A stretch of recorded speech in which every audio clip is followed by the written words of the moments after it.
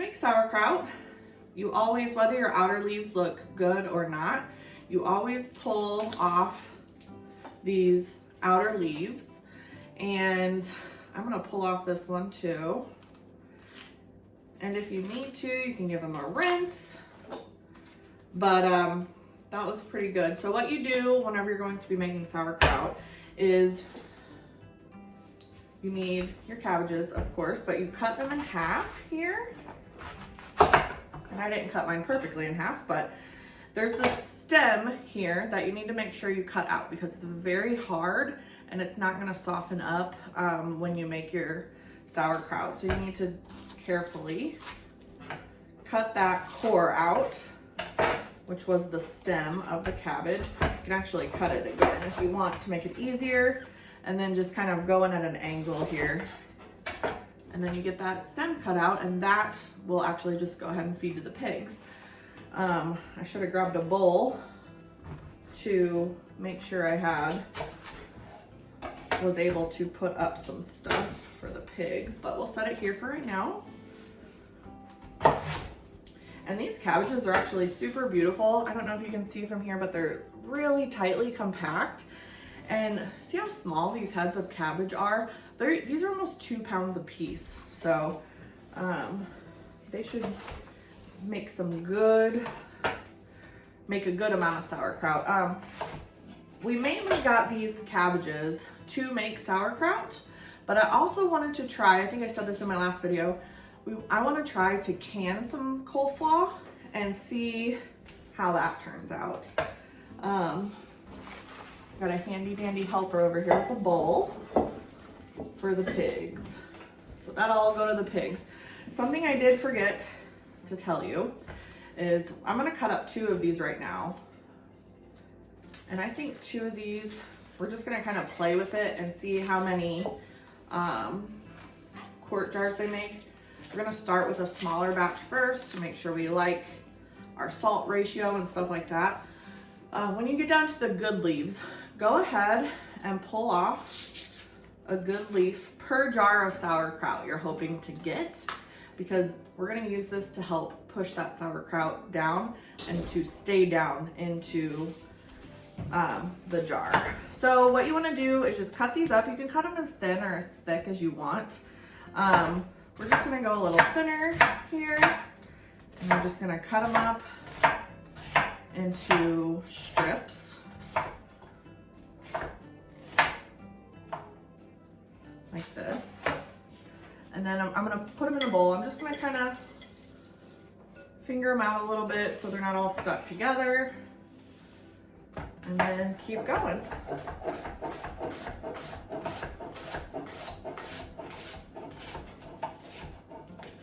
So after chopping that head of cabbage that we were calling a small head of cabbage, it filled this bowl up, this whole bowl. And I think since these were so tightly packed, that I would consider this a medium cabbage with them being so heavy. So if you find small heads like this and they're really heavy, you're gonna get a good sized bowl out of them. So what I think is one of these cabbages, small but heavy cabbages, are going to fill 1 quart jar. So after you chop all of your cabbage, get it in a bowl, we're gonna call this, for 1 quart jar, we're gonna do about a tablespoon of salt. So you're gonna sprinkle that salt over your cabbage. So after you sprinkle that salt in there, also make sure your salt is non-iodized salt. That is important. So after you sprinkle your salt in there, you're just gonna mix that around a bit with your hands, just so the salt kind of touches every piece of cabbage for the most part. So we're gonna mix that up, breaking up a couple like really thick pieces that I find. And I think that's good enough. So what we're gonna do now, after you get that mixed up, is you're gonna just let this sit for about 15-30 minutes. Just keep an eye on it, you'll know. And that salt is gonna draw out the moisture from the cabbage, and that water mixture that comes out of the cabbage is going to be your brine for your sauerkraut. So you can come back to this in 15 minutes, 20 minutes, 30 minutes. If you lose track of time, 45 minutes, that's fine. You can come back every few minutes if you want and kind of toss it around, but you don't have to. So we're just gonna wait. We'll probably wait about 15 to 20 minutes to kind of show you what it looks like at that point, and then we'll show you what to do next. All right, it's only been about 15 minutes, so I'm gonna uncover the coleslaw. We had some flies flying around, so I don't know if you can see it from there, but you can see the cabbage start to weep a little bit. But if you go underneath, you see this moisture down here?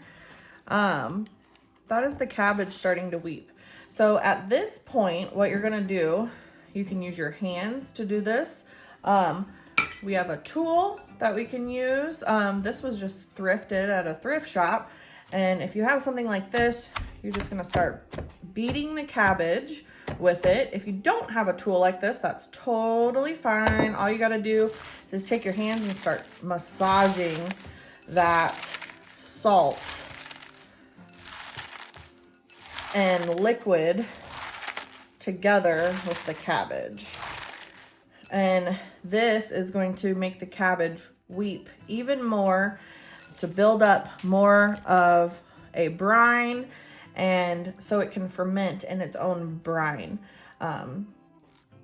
Sauerkraut is super high in probiotics, which is really good for your gut health and health in general. Plus, I just love the taste of sauerkraut. So what we're gonna do now, we're just gonna massage or beat it. I don't know technically what this is called, but you're just gonna do this or massage it until you get a bunch of liquid into the bottom. You can even take a break in between, let it weep a little more, come back, massage it before you stuff it into your jars. So you're just waiting. You can see here, watch. You're just waiting for it to get enough moisture out of it to cover the cabbage in your jar. So we're just gonna do that until we think we have enough liquid. All right, don't mind the cut on my finger, but now we've massaged it. I let it sit another 15 minutes and massaged it again, and look at all the water coming out of that cabbage. This should be enough water to cover the cabbage in the jar because we pack that cabbage down. All right, so I think we're ready to pack our sauerkraut in our jars. I always forget how much the cabbage shrinks down. So this bowl was full, and now it's all the way down there. I ended up starting another bowl in case that one doesn't fill our quart jar. We wanted to do a couple anyway. So what you're gonna do after you've massaged it and it's doing something like this, make sure you have enough liquid. We're gonna be packing this down pretty tightly into the jar. You can use a funnel when you do this, which is probably a good idea. Let me get a funnel. All right, so I get a funnel, and what we're gonna do here is just stuff this down into our jar. And then when it comes to the top here, just gonna pack as much as I can with the funnel.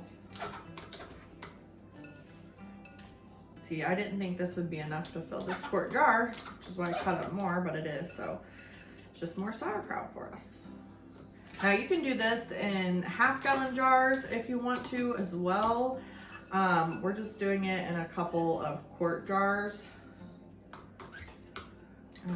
We like to make the small batches just in case. Okay, so now what you're gonna do is I could actually add more sauerkraut into this.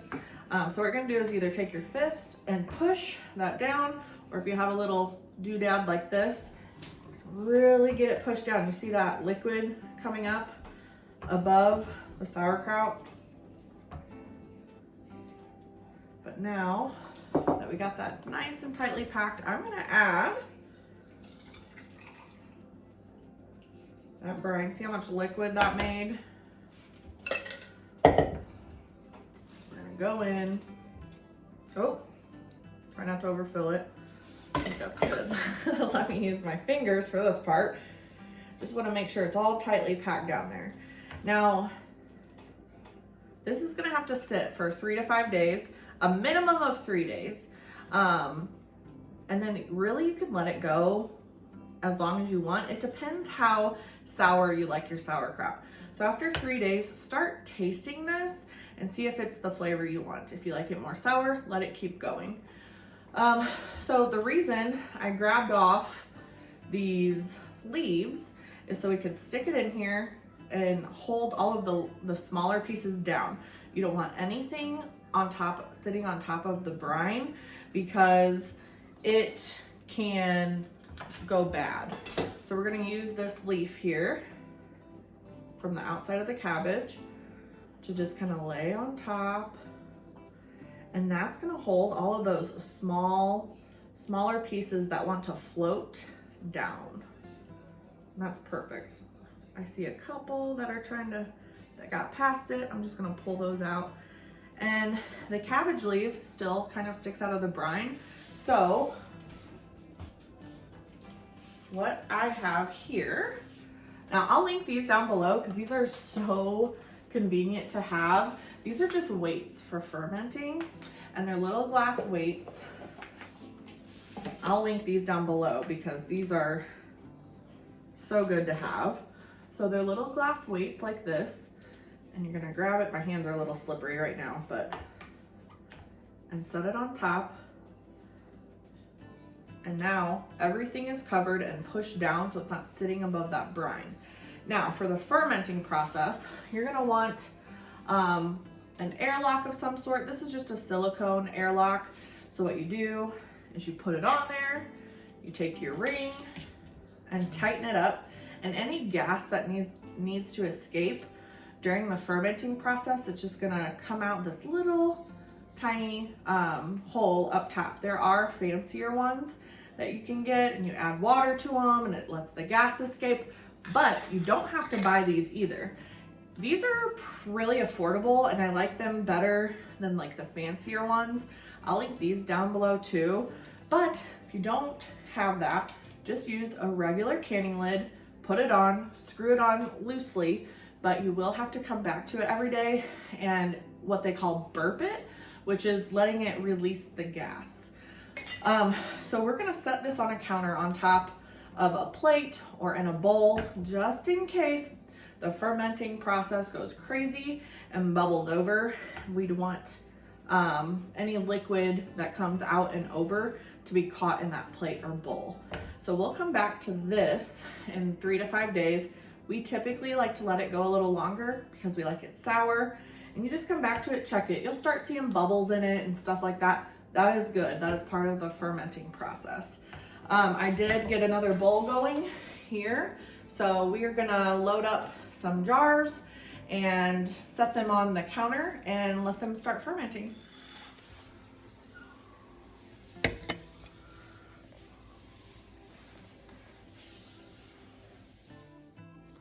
All right, so now I'm gonna pack this 1/2 gallon jar. I ended up putting 2 of those small heads in this bowl, and I'm just massaging it for the last time. And I'm gonna show you, yeah, look at all that brine or water coming out of that cabbage. Now, this amount of cabbage isn't gonna fill that 1/2 gallon. You could definitely fill it. Make sure you leave a little room at the top to fill your brine and put your weight and stuff like that. So yeah, I think this only packed about halfway full because I packed it down real tight. I wanted to go ahead and tell you guys, if you do use a canning lid while you're fermenting, another easy way, if you think you're going to forget about it, or forget about burping it every day to help it release those gases, if you don't release those gases, technically your jar could explode. So that's why I say to put your lid on lightly. But another trick you can use is actually turn the flat part of your canning lid upside down and you know, put the ring on it lightly, and that helps gases escape, where if you do forget to burp it, it's not as big of a deal. So you definitely don't need those fermenting lids. I would say if you had to choose between getting the fermenting lid and a weight, I would choose a weight. And, you know, we just put that extra leaf on top because that just holds down all the small pieces. But then you need the weight to hold down that leaf. And that really goes with any fermenting. You don't want anything floating on top of your fermentation. So yeah, I'm just going to finish packing this jar. I'm going to pack it down real tight, fill it with the brine, put a leaf on it, put one of those outer leaves on top to hold the little pieces down, and set it next to the other jar we're fermenting.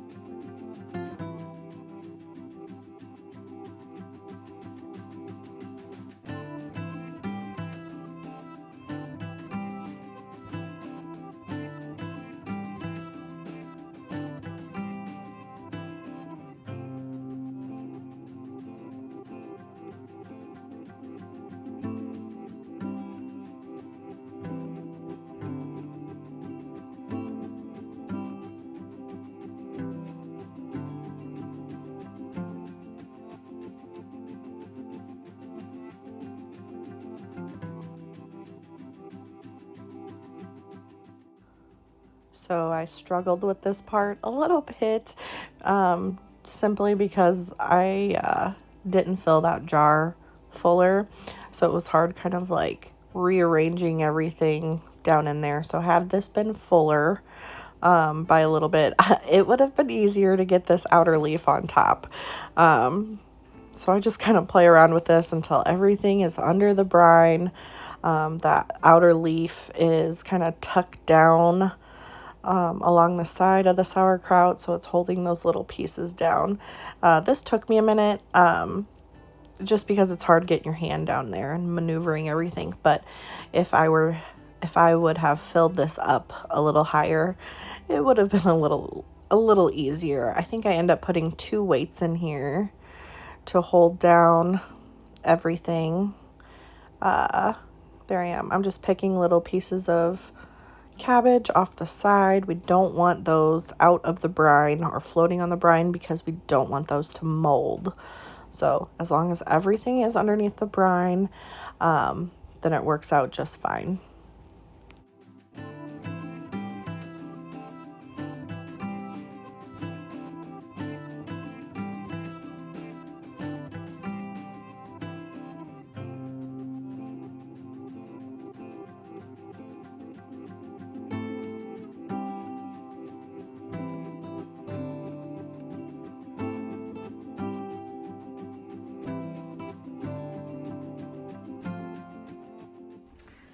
All right, coming over here to check on the sauerkraut.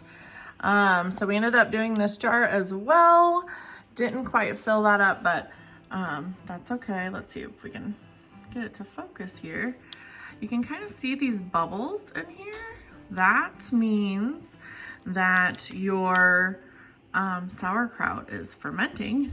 But then if you look up here, now if you see up there, that's why you put a plate on underneath.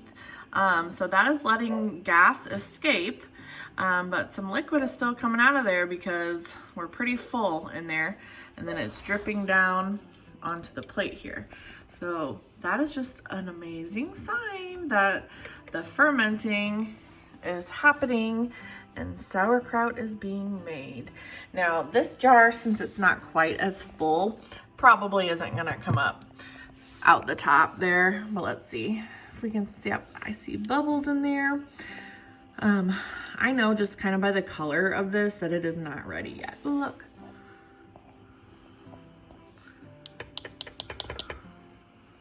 Kind of see the bubbles moving around.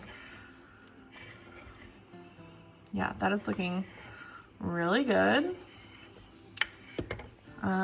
This one is probably gonna take just a hair longer because it's in a bigger jar, but you will be tasting this soon. I just from experience, I know it's not ready yet. We are on day 3, I think. But again, we like ours real sour. And so I know that we want ours to kind of ferment a little bit longer. So we'll check back. All right, here's that half-gallon jar of sauerkraut we made together. I've eaten out of it already, and it is nice and sour. I think I let this go about a week and a half. And I just made another batch. I'll show you right after this, but I just made another batch yesterday, and I think I'm gonna let them try to go a tad bit longer. Even though it is sour, I just like experimenting. So if you look down in here, this is our top leaf. Don't mind the Instapot. I'm making chicken broth. But let's see if I can do this. I want you to try to listen and hear how crunchy this actually stays. And it's not going to be like soggy cabbage.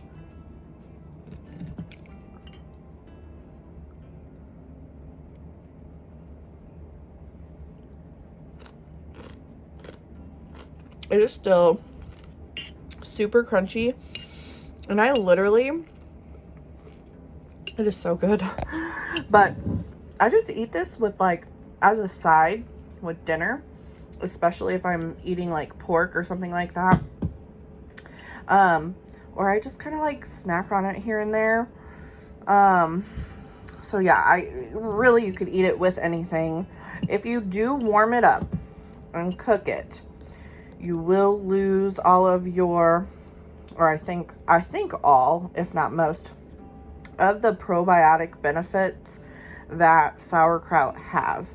So if you buy sauerkraut in the store, you're not getting the probiotics you would, because those have been canned and pressurized. Now, this is fermented. It has all of those benefits, and it will keep in your fridge for months and months. If you see mold or anything, obviously throw it away. But because it's fermented, the bacteria that causes food to go bad cannot grow in this particular environment because of the acid that fermentation produces. So this stays good for months. So as you can see, the brine is not actually covering my sauerkraut anymore, and that's because I've eaten out of it. You can add more brine if you want, but you don't have to. This is good. It's going to stay good. And I'll eat through this pretty quickly, which is why I started 2 half-gallon jars yesterday and another quart jar. And I'm probably going to start some more in the next couple days. So yeah, let me show you the ones that I made yesterday and show you what they're doing already. So don't mind my messy kitchen. I've been cleaning, but this is a different batch of sauerkraut that I'm doing. This one hasn't bubbled up quite as much. I did these yesterday. These 2 I did yesterday. And look at this already. That gas buildup, that's why you need to burp your lids or get some sort of fermenting top for your jars. Because just yesterday, I mean, they were overflowing. I had a towel under them instead of a plate because I didn't think I'd need the plate yet. And it was soaked. So yeah, these, I probably filled them a little bit too full. So they're really wanting to try to come out of there. See all that liquid? Yeah, it's just squirting out because it's just under so much pressure. So I'm going to be definitely be getting a plate under these. And since it's only day 1, I know they're not ready yet. So it's going to be a while. But I just kind of wanted to show you guys that kind of what to expect, because this is completely normal. And it's probably doing this so bad because I fill them up. You can see the weight is right there. So that's probably why.